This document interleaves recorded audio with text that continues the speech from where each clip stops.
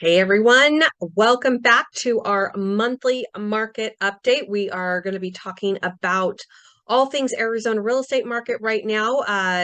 What happened in October, where we're going. Oh my gosh, you guys, now more than ever, it is so important to have a local residential real estate expert in your back pocket. Okay, there's so much clickbait, so much going on in the marketplace, so many scare tactics going on that we want to cut through all of that. We want to talk real numbers. We want to talk about what's really happening.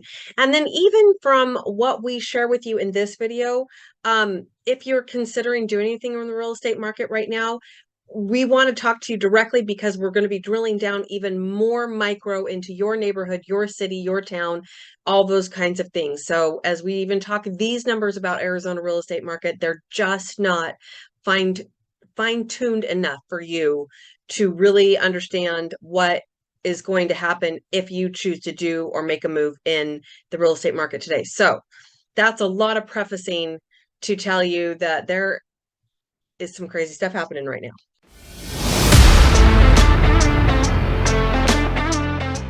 All right, so welcome back to another one of our monthly market updates. My name is Katie Evans. I'm the owner and lead agent of the Living 48 real estate team, and I am excited to show you what is going on. So let me go ahead and share my screen here, and let's get into talking some numbers. All righty, you guys should be able to see our November Arizona real estate market factoids.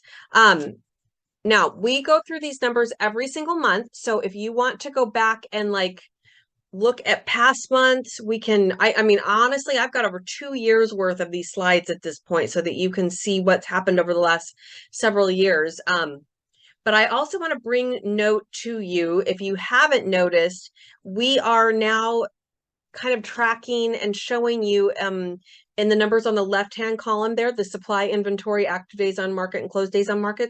We're showing you the previous month's number to where we are to now. So what you're looking at is where we ended September versus where we ended October. All right. So like for the supply, end of September, we ended at 3.4 months worth of supply. And in October, we ended with 3.7 months. So you can sort of see the numbers. So I wanted to kind of explain, we made that change a couple months ago, and I don't think I ever properly explained what that was and why we made the change. So that's what we got going on there. So let's run through these factoid numbers really quick, and then let's talk about what is really going on in the marketplace right now. All right, so supply numbers are up. This is not shocking to anyone. Yes, I know 6 months ago we had less than a month's worth of inventory and supply, and here we are sitting at almost 4 months worth of supply. Now, in a traditional market, 4 months is right around a balanced market where the sellers and the buyers have equal negotiating power. Our inventory went up from 77 to 80 days. Our active days on market is now at 75, up from 69. And our closed days on market went from 49 days to 55 days. So this is not surprising for what is happening in the marketplace. Now, what is a little bit surprising is if you remember my slide from last month, which you may or may not, all these numbers on the left hand minus the top one were in red last month.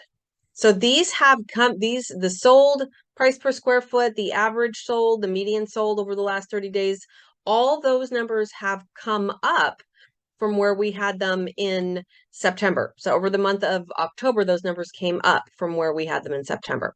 So right now, our active price per square foot is $322.15, still going up.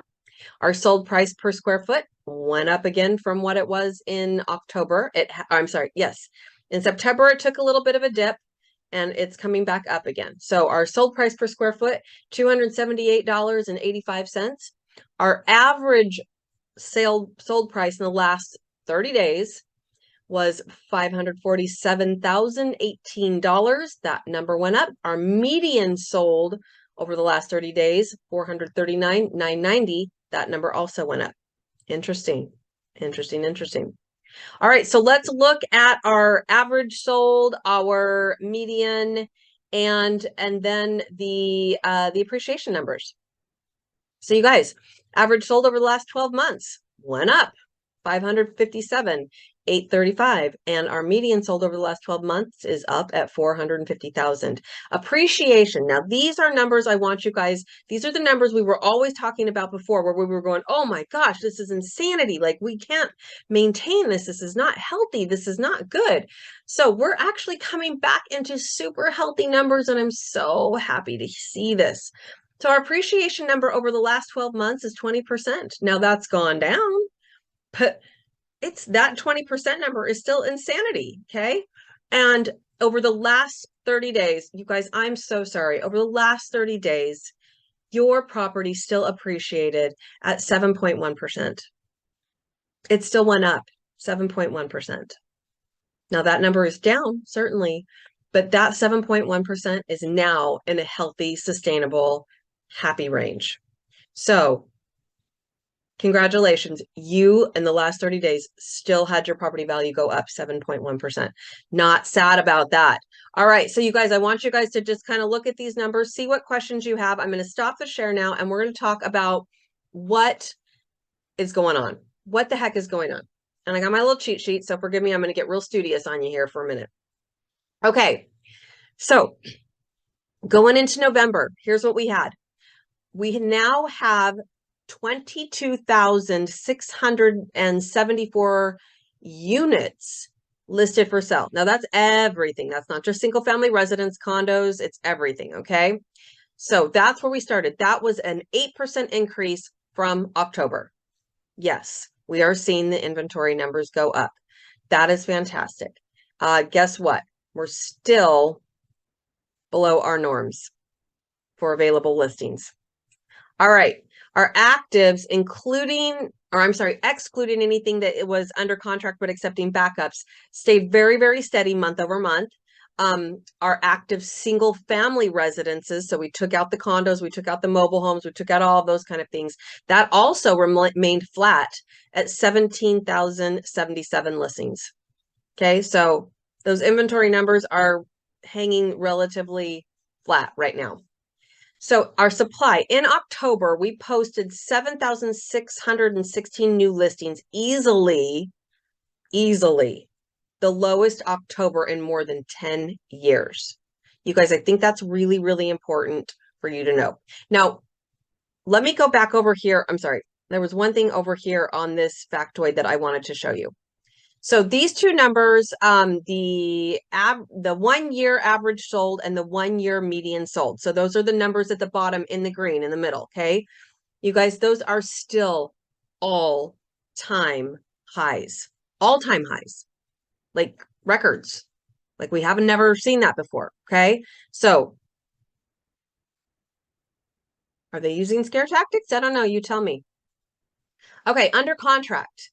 In October, we had 6,558 properties go under contract. Now that is the 6th consecutive monthly low in 10 plus years.